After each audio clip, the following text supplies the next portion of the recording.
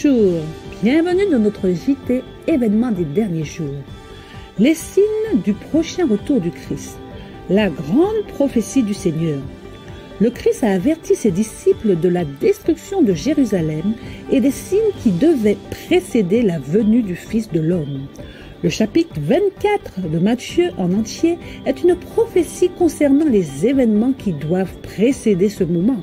Et la destruction de Jérusalem est un exemple de l'ultime grande destruction du monde par le feu. Sur le mont des Oliviers, le Christ a renouvelé l'annonce des terribles jugements qui doivent précéder sa seconde venue. Vous entendrez parler de guerre et de bruit de guerre. Une nation s'élèvera contre une nation et un royaume contre un royaume. Et il y aura en divers lieux des famines et des tremblements de terre. Tout cela ne sera que le commencement des douleurs. Bien que ces prophéties se soient partiellement accomplies lors de la destruction de Jérusalem, elles auront dans les tout derniers jours une application beaucoup plus directe. Signe dans les cieux. Le Christ a déclaré qu'à la fin de la période de la grande persécution papale, le soleil serait obscurci et que la lune ne donnerait plus de sa lumière. Puis les étoiles tomberaient des cieux. Puis il dit: instruisez-vous par une comparaison tirée du figuier. Dès que ses branches deviennent tendres et que les feuilles poussent, vous connaissez que l'été est proche. De même, quand vous verrez toutes ces choses, sachez que le Fils de l'homme est proche à la porte. Le Christ nous a donné des signes de la proximité de son retour. Il déclare que nous pourrons connaître le moment où il sera proche à la porte même. Il dit à l'intention de ceux qui verront ces signes: cette génération ne passera point que tout cela n'arrive. Ces signes se sont réalisés maintenant. Nous savons avec certitude que la venue du Christ est proche. Signes sur la terre. Jésus déclare: il y aura des signes dans le soleil, dans la lune et dans les étoiles. Et sur la terre, il y aura de l'angoisse chez les nations. Ceux qui contemplent ces signes précurseurs de son retour, ce sont eux qui savent que le Fils de l'homme est proche à la porte. Les nations sont dans le trouble, des temps de perplexité sont sur nous. Le cœur des hommes défaille de terreur devant les événements qui surviennent en ce monde terrestre. Mais ceux qui ont la foi en Dieu entendront sa voix dans la tempête. C'est moi, n'ayez pas peur. Étrange et remplie d'événements, l'histoire de ce monde est enregistrée dans les livres du ciel. Cette histoire même dont il est dit qu'elle devait précéder de peu le grand jour du jugement de Dieu. Toutes les choses de ce monde sont instables.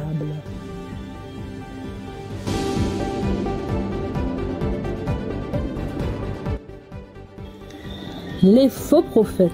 Parmi les signes annonçant la destruction de Jérusalem, le Christ avait déclaré: plusieurs faux prophètes s'élèveront et ils séduiront beaucoup de gens. De faux prophètes se sont élevés, trompant les gens et conduisant de nombreuses âmes dans un désert spirituel.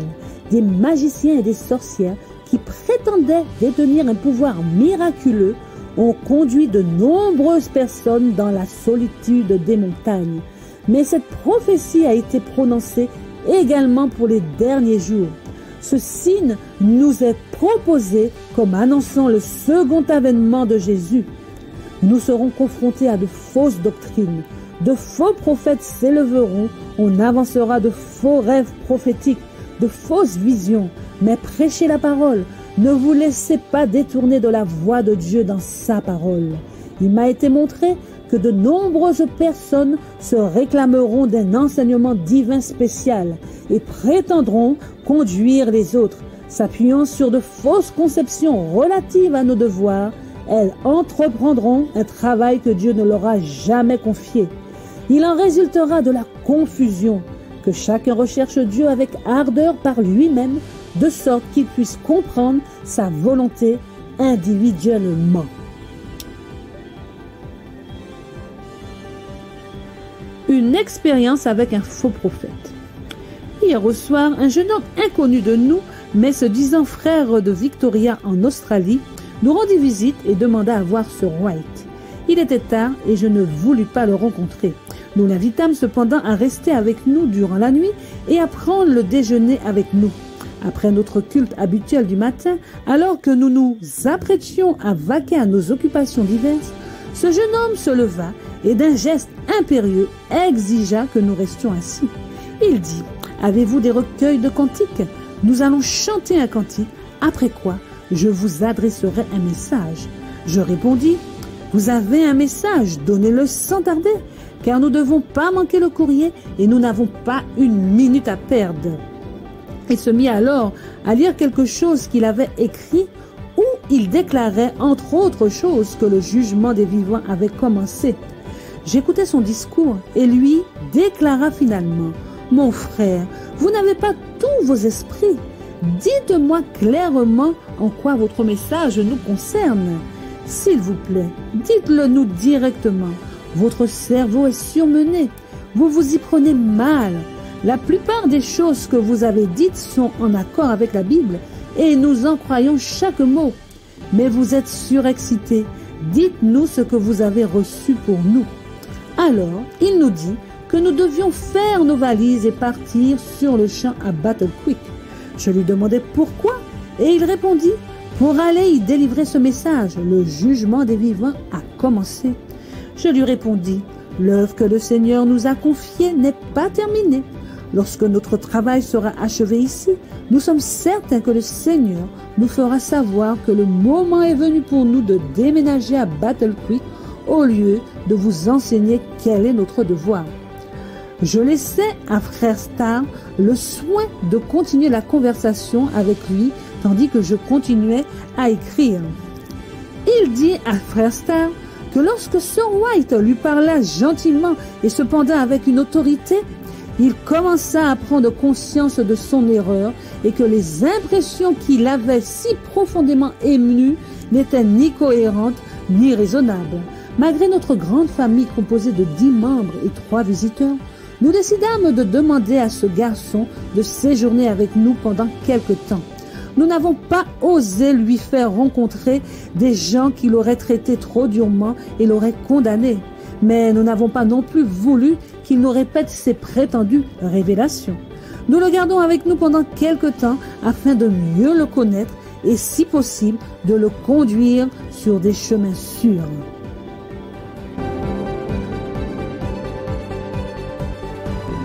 La gloutonnerie et l'intempérance. La gloutonnerie et l'intempérance sont à la base de la grande dépravation morale de notre monde. Satan le sait et il ne cesse de tenter hommes et femmes afin qu'ils cèdent à leur goût au mépris de la santé et même de la vie. Manger, boire, se vêtir sont devenus le but de la vie pour le monde. Un état de choses exactement semblable existait avant le déluge. Et cet état de dissipation est l'une des preuves caractéristiques de la fin prochaine de l'histoire de ce monde. Le tableau que nous propose l'écriture inspirée du monde antédiluvien ne représente qu'avec trop de vérité la condition vers laquelle la société moderne se hâte. Nous savons que le Seigneur ne tardera pas à venir. Le monde devient rapidement ce qu'il était au jour de Noé. Il s'est abandonné à l'égoïsme. On mange et on boit avec excès. Les hommes boivent la boisson empoisonnée qui les rend fous. Acte de violence. Au jour de Noé, l'écrasante majorité des hommes étaient opposés à la vérité et éprise d'une quantité d'erreurs. Le pays était rempli de violence, la guerre, le crime, les meurtres étaient quotidiens. Il en sera ainsi avant la seconde venue du Christ.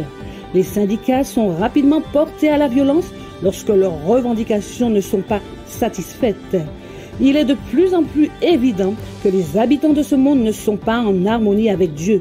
Aucune théorie scientifique ne peut expliquer la progression constante des troupes de Satan. Les foules sont travaillées par des anges maudits qui poussent les hommes à faire le mal. La perversité et la cruauté des hommes atteindra un tel degré que Dieu se révélera dans sa majesté. Bientôt, la méchanceté du monde aura atteint sa limite extrême. Et comme au jour de Noé, Dieu répandra la coupe de ses jugements. Les terribles histoires de meurtres, de vols, d'accidents ferroviaires et d'actes de violence nous montrent que la fin de toute chose est proche. C'est en ce moment précis que nous avons besoin de nous préparer au retour du Seigneur.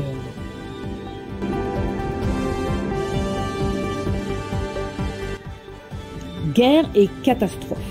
La tempête approche et nous devons nous préparer à affronter sa violence par une attitude de repentance envers Dieu et de foi en notre Seigneur Jésus-Christ. Le Seigneur va se lever pour secouer terriblement la terre. Nous verrons des troubles s'élever un peu partout. Des milliers de navires s'enfonceront dans les profondeurs de la mer. Ce sont des flottes entières de navires de guerre qui seront envoyés par le fond et des vies humaines seront sacrifiées par millions. Des incendies inattendus se déclencheront qu'aucun effort humain ne sera capable de contrôler. Les palais de la terre seront balayés par la furie des flammes. Les accidents ferroviaires deviendront de plus en plus fréquents. La confusion, les collisions et les accidents mortels surviendront à l'improviste sur les grandes voies de communication. La fin est proche. Le temps d'épreuve arrive à son terme. Oh, cherchons Dieu tandis qu'on peut encore le trouver. Appelons-le tandis qu'il est proche. Les guerres feront rage au cours des dernières scènes de l'histoire de notre terre. Les épidémies, de terribles fléaux et des famines désoleront le monde. Les eaux des profondeurs provoqueront des inondations. Le feu et l'eau saliront pour détruire les richesses et les vies humaines. Nous devrions nous préparer à entrer dans les palais que le Christ réserve à ceux qui l'aiment. De grosses boules de feu. Vendredi dernier, le matin, juste avant de m'éveiller, une scène très impressionnante m'a été présentée. J'avais l'impression de m'éveiller, mais je ne me trouvais pas chez moi. Par la fenêtre, je pouvais observer un terrible combat. De grandes boules de feu tombaient sur les maisons et, de ces boules, de terribles flèches jaillissaient dans toutes les directions. Il était impossible de contrôler les incendies qui étaient ainsi allumés et la destruction s'étendait partout. La terreur des foules était indescriptible. Au bout d'un moment, je m'éveillais et je me retrouvais chez moi. Je vis une immense boule de feu tomber parmi de magnifiques palais, provoquant leur destruction immédiate. J'entendis quelqu'un dire « Nous savions que les jugements de Dieu devaient s'abattre sur la terre, mais nous ignorons qu'ils devaient survenir aussi vite. » D'autres, d'une voix agonisante, disaient « Vous le saviez, pourquoi ne nous avez-vous pas avertis? Nous étions dans l'ignorance. » Séisme et inondation. L'ennemi a travaillé et il est encore à l'œuvre. Il est descendu avec une grande puissance et l'Esprit de Dieu se retire de la terre. Dieu a retiré sa main. Qu'il nous suffise de regarder Johnstown, Pennsylvanie. Il n'a pas empêché le démon de rayer entièrement cette ville de la carte. Et la fréquence et l'importance des événements de cette sorte ne cesseront d'augmenter à la fin de l'histoire de cette terre. La croûte terrestre sera fissurée par les explosions des éléments enfuis dans les entrailles du sol. Ces éléments, une fois libérés par ces ébranlements, balayeront les trésors de ceux qui, pendant des années, ont accumulé des richesses en réduisant leurs salariés à la famine. Et le monde religieux lui-même connaîtra de terribles secousses dans ces temps de la fin imminente de toutes choses. Le temps est maintenant venu où d'un moment à l'autre, la terre pourra céder inopinément sous nos pieds. Des séismes se déclencheront au moment où on s'y attendra le moins. Par des incendies, les séismes, la furie, des tempêtes, les calamités qui s'abattent sur la mer et sur la terre, nous sommes avertis du fait que l'Esprit de Dieu ne luttera pas toujours avec les hommes. Avant que le Fils de l'homme n'apparaisse sur les nuées des cieux, toute la nature sera bouleversée. Les éclairs des cieux s'uniront au feu de la terre pour faire brûler les montagnes comme une fournaise qui déversera ses flots de lave sur les villages et les villes. Des masses rocheuses en fusion projetées dans l'eau par les convulsions intérieures des matières cachées dans la terre feront bouillir les océans d'où jailliront des rochers et de la terre. On assistera alors à de formidables tremblements de terre et de nombreux êtres humains perdront la vie.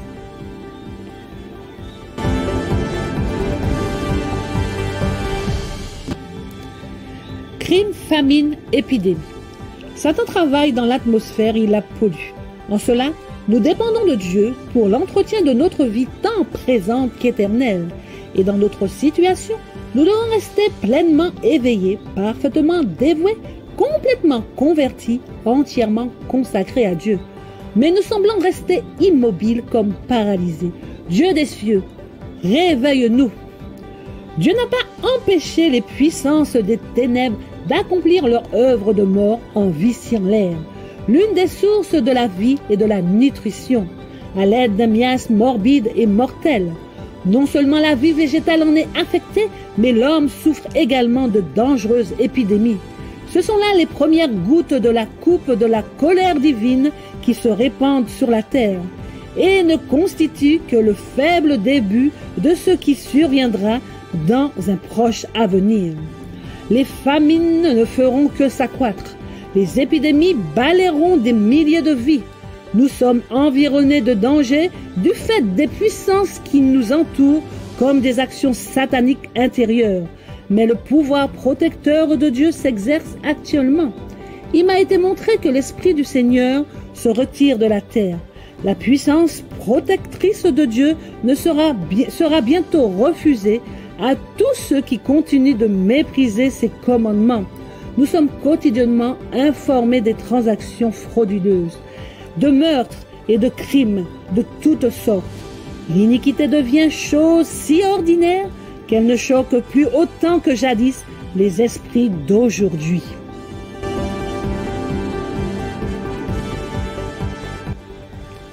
Le dessein de Dieu. Quelle est la signification des terribles calamités maritimes dans lesquelles les vaisseaux sont engloutis pour l'éternité sans aucun avertissement?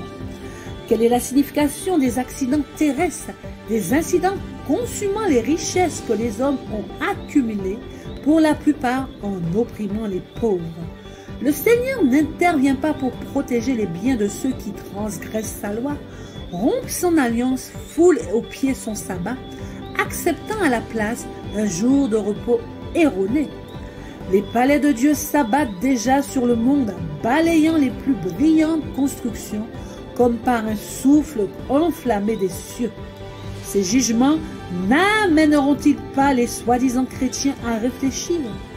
Dieu les permet afin que le monde prenne garde et que les pécheurs soient effrayés et tremblent devant lui. Dieu a en vue un certain plan en permettant ces calamités. C'est l'un des moyens auxquels il a recours pour ramener à la raison les hommes et les femmes par un travail inhabituel effectué dans la nature. Dieu mettra en évidence devant les puissances humaines sceptiques ce qu'il exprime clairement dans sa parole. Comme il est fréquent d'entendre parler de séismes, de tornades et de dévastations causées par le feu et les inondations, avec de grandes pertes de vue humaine, de vie humaine et de richesse, apparemment, ces calamités sont les imprévisibles soubresauts des forces naturelles désorganisées et déréglées qui échappent entièrement au contrôle de l'homme. Mais on peut y discerner le dessein de Dieu. Elles sont ces instruments pour éveiller chez les hommes et les femmes la conscience du danger qu'ils courent. Les événements à venir sont dans la main du Seigneur. Le monde n'est pas sans maître. Le cours des événements à venir est dans la main du Seigneur. Le roi des cieux prend lui-même en charge le destin des nations ainsi que les besoins de son Église. Ces symboles, les serpents brûlants dans le désert, répondaient à une double intention.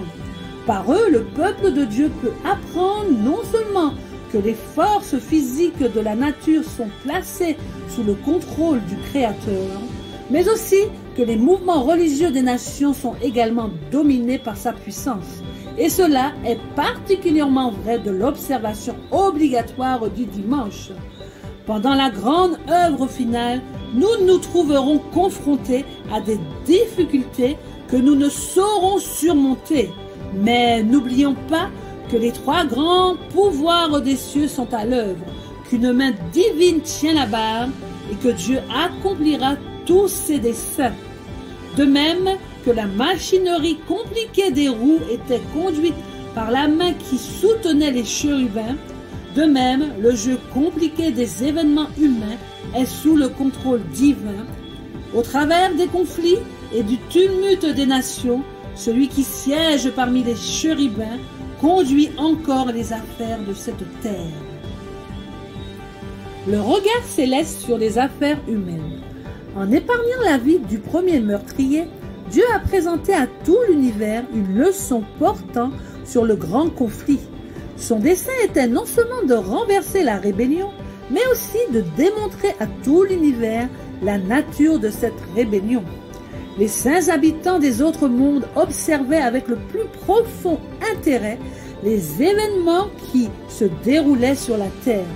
Dieu attire l'amour et l'approbation de tout l'univers, tandis que, pas à pas, son plan grandiose parvient à son accomplissement final. La mort du Christ pour le salut de l'homme ne devait pas seulement rendre les cieux accessibles aux hommes, mais devant tout l'univers, elle devait justifier Dieu et son Fils en ce qui concerne leur façon de traiter la rébellion de Satan. Tout l'univers observe avec un indescriptible intérêt les dernières scènes de la grande controverse entre le bien et le mal. Notre petite terre est un livre d'études pour l'univers. Amen. Je vous remercie de votre écoute. À très bientôt si Dieu veut.